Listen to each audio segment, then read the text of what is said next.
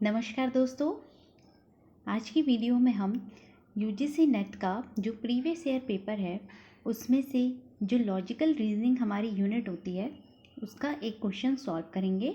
Logical reasoning जो है वो पेपर 1 की यूनिट है।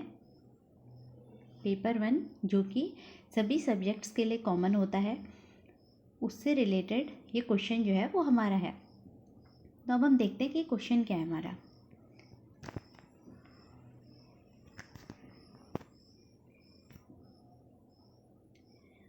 क्वेश्चन को रीड कर लेते हैं हम। Switzerland is 48% Protestant. Heidi Gilging is a Swiss, therefore Heidi Gilging is 48% Protestant. Which fallacy is committed in this argument. Question को हम हिंदी में भी रीड कर लेते हैं। स्विट्जरलैंड में 48% जो है वो प्रोटेस्टेंट है।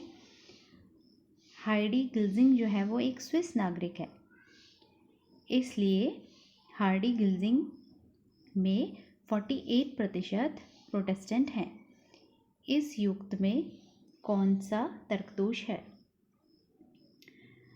हमें यहाँ पर बताया गया है कि 48% जो है वो क्या है, स्विट्ज़रलैंड में प्रोटेस्टेंट है।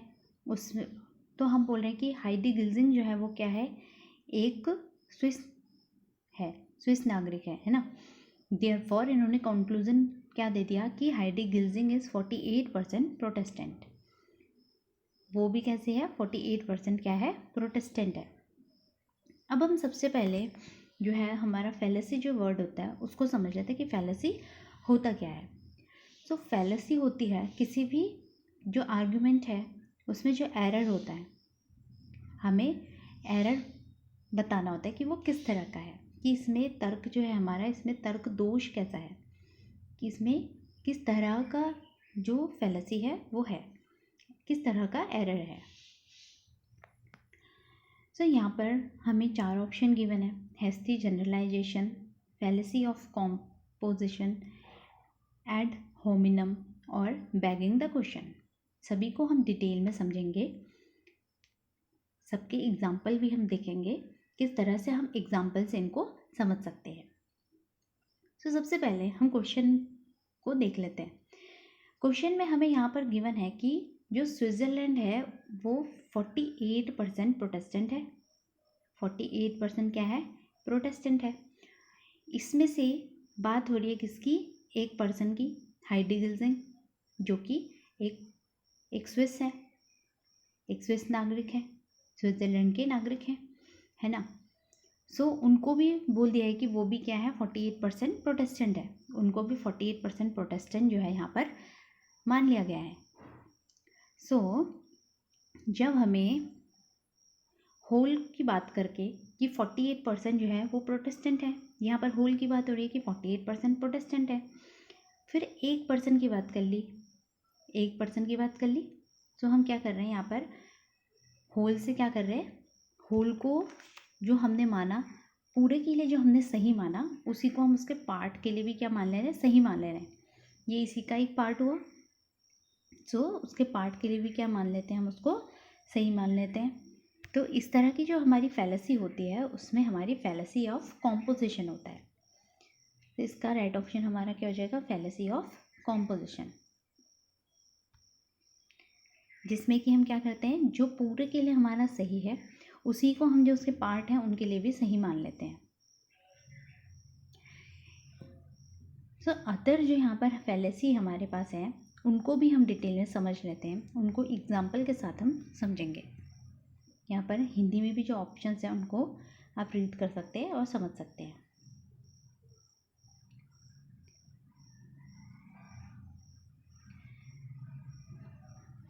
यहाँ पर हमारे पास सबसे पहला जो ऑप्शन में था वो था हैस्टी जनरलाइजेशन। हैस्टी जनरलाइजेशन जो है, इसमें क्या होता है, in this conclusion is drawn from insufficient evidence. Conclusion हम निकालते हैं किससे, हमारे पास जो एविडेंस है वो कैसे है, इनसफिशिएंट है, वो सफिशिएंट नहीं है, वो कम है। The conclusion is not necessarily false. Conclusion ज़रूरी नहीं है कि वो फॉल्स हो, but it is not well supported by the evidence, लेकिन वो एविडेंस से वेल सपोर्टेड नहीं है। तो हमारा हैस्टी जनरलाइजेशन जो होगा वो हो जाता है यहाँ पर फैलेसी। अब इसका एग्जाम्पल समझ लेते हैं। अब एग्जाम्पल में क्या है कि I met two rude French people, मैं 2 फ्रेंच जो लोग थे उनसे मिली जो कि रूड थे। So all French people must be rude, तो मैंने ये मान लिया कि जो सारे ही जो फ्रेंच पीपल हैं वो कैसे होंगे, रूड होंगे। यहाँ पर जो हमारे पास जो एविडेंस है जिसके बेसिस पर हमने बोला कि सारे ही फ्रेंच पीपल क्या है, रूड हैं, रूड होने चाहिए, है ना, वो कम है, इनसफिशियंट है, वो सफिशियंट नहीं है ये कंक्लूजन में पहुँचने के लिए कि all French people must be rude. 2% से हम पूरे लोगों को नहीं मान सकते कि वो भी कैसे होंगे, रूड होंगे। तो इसलिए हमारा इसमें डाटा क्या रहता है, इनसफिशिएंट रहता है, इनसफिशिएंट एविडेंस है हमारे पास, तो इसमें हैस्टी जनरलाइजेशन हो जाता है। नेक्स्ट हम समझ लेते हैं फैलेसी ऑफ कॉम्पोजिशन। तो कॉम्पोजिशन जो है ये अभी हमने देखा, इसी का एग्जाम्पल था जो हमने क्वेश्चन पढ़ा, ये इनफॉर्मल फैलेसी है।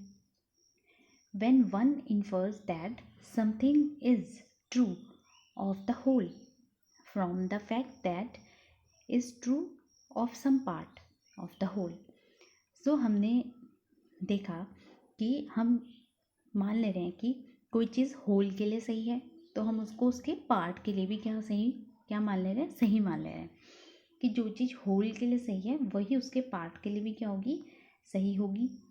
तो उसमें हमारा हो जाता है फैलेसी ऑफ कॉम्पोजिशन। एग्जाम्पल के थ्रू हम इसको समझेंगे कि since all humans are mortal, सारे ही ह्यूमंस क्या हैं, मॉर्टल हैं, so the human race must someday come to an end, तो ह्यूमन रेस जो होगी वो क्या होगी, एक दिन ख़त्म हो जाएगी। सो ये हमारा इसका क्या है, एग्जाम्पल है फैलेसी ऑफ कॉम्पोजिशन, जिसमें कि हम जो होल के लिए मान ले रहे हैं वही पार्ट के लिए भी हम उसको भी सही मान ले रहे हैं। नेक्स्ट इसमें जो ऑप्शन है हमारे पास है वो है add hominem. Add hominem question में देख सकते हैं हम, थर्ड ऑप्शन हमारा एड होमिनम, हैस्टी जनरलाइजेशन और कॉम्पोजिशन हमने कर लिया। अब हम एड होमिनम करेंगे।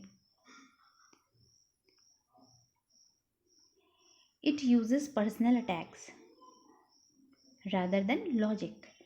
इसमें क्या होता है कि एड होमिनम जो फैलेसी है इसमें किसी पर्सन पर पर्सनली अटैक कर दिया जाता है, उसके पर्सनल जो थिंग्स हैं उनके बारे में बात करी जाती है, एक्सेप्ट दैट लॉजिक को छोड़कर उस पर पर्सनल अटैक जो है वो कर दिया जाता है, तो उसमें एड होमिनम फैलेसी हो जाती है। सो जो एड होमिनम जो हमारी फैलेसी है इसमें क्या होता है, इसमें पर्सनली अटैक कर दिया जाता है किसी पर्सन पर, लॉजिक को छोड़ दिया जाता है और पर्सनल अटैक जो है वो करते हैं।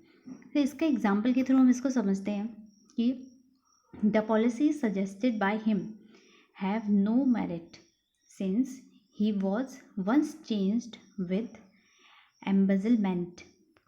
सो यहाँ पर चार्ज्ड विद एम्बेजलमेंट। सो यहाँ पर जो हमें एग्जाम्पल गिवन है इसमें क्या हो रहा है, किसी पर्सन की बात की जा रही है कि जो उन्होंने पॉलिसी बनाई, जो उन्होंने पॉलिसी सजेस्ट की, उसमें क्या है कि उसमें कोई भी मेरिट नहीं है, उसमें कोई भी गुण नहीं है। सिंस ऊपर से क्या है कि he was once charged with embezzlement, और वो गबन का जो वो होता है उस पर वो क्या हो गए, चार्ज हो गए, उस पर उनको चार्जेस लग गए। तो यहाँ पर उस पर क्या कर दिया गया है, पर्सनल अटैक कर दिया गया है, ये छोड़कर कि पॉलिसी के बारे में कि मेरिट और डीमेरिट उस पर क्यों नहीं है। अगर उसमें मेरिट नहीं है पॉलिसी में, अगर उसमें कोई सही चीज़ें नहीं हैं, एडवांटेजेस अगर उसमें कुछ नहीं है, तो उसके रीजंस कुछ और भी हो सकते हैं। लॉजिकल रीजंस हमें देखने हैं, लॉजिकल रीजंस को छोड़ के उसके जो पर्सनल रीजंस हैं जो कि उन पर चार्जेस लगे हैं उनकी बात यहाँ पर कर दी गई है। इसलिए ये जो हमारी फैलेसी होगी वो कैसी होगी, एड होमिनम होगी, जिसमें किसी पर पर्सनली अटैक कर दिया जाता है, तो वो हमारी होती है एड होमिनम फैलेसी। नेक्स्ट जो ऑप्शन है हमारा, उसमें हमारा दिया गया है bagging the question. Bagging the question वाली जो फैलेसी है, इसके बारे में समझ लेते हैं हम एग्जाम्पल के थ्रू। इसको पेटिटियो प्रिंसिपी भी बोला जाता है। इसमें क्या होता है,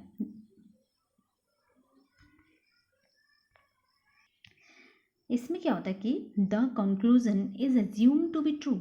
इसमें कंक्लूजन को अज्यूम कर लिया जाता है कि वो ट्रू है without providing any evidences to support it. बिना एविडेंस को प्रोवाइड करे पहले ही एविडेंस को कंक्लूजन को ट्रू मान लिया जाता है, अज्यूम कर लिया जाता है कि क्या है, जो हमारा कंक्लूजन है वो क्या है, ट्रू है, उसको पहले ही मान लिया जाता है।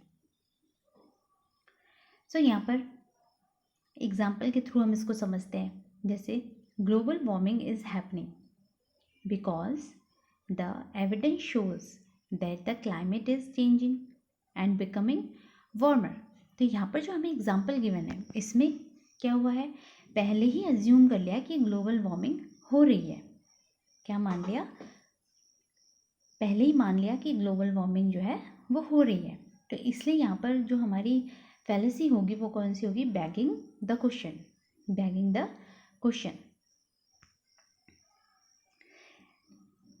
तो ये हमारा आज का वीडियो था, जिसमें हमने हमारा जो लेटेस्ट पेपर हुआ है जून 2020 में, उसमें जो क्वेश्चन आया है लॉजिकल 2023 में, लॉजिकल रीजनिंग से रिलेटेड जो भी क्वेश्चन था वो हमने सॉल्व किया, जो कि फैलेसी से क्वेश्चन है। सो फैलेसी जो टॉपिक है उससे हमें क्वेश्चन देखने को मिलता ही है। इसी तरह की और भी फैलेसीज हैं, उनको भी हम कवर करेंगे किसी और क्वेश्चन के थ्रू। क्वेश्चन को सॉल्व करेंगे और उसके जो आंसर्स हैं उनको डिटेल में हम समझेंगे, क्योंकि इस बार जो हमारा क्वेश्चन आया वो फैलेसी ऑफ कॉम्पोजिशन से आया है। तो नेक्स्ट टाइम हो सकता है कि क्वेश्चन हमारा हेस्टी जनरलाइजेशन से बन जाए, तो हम उनको एग्जाम्पल के थ्रू समझेंगे तो हमें वो अच्छे से याद भी रहेंगे। सो अगर आपको वीडियो पसंद आया हो तो लाइक ज़रूर कीजिए और अपने फ्रेंड्स के साथ शेयर भी ज़रूर कीजिएगा। Thank you for watching.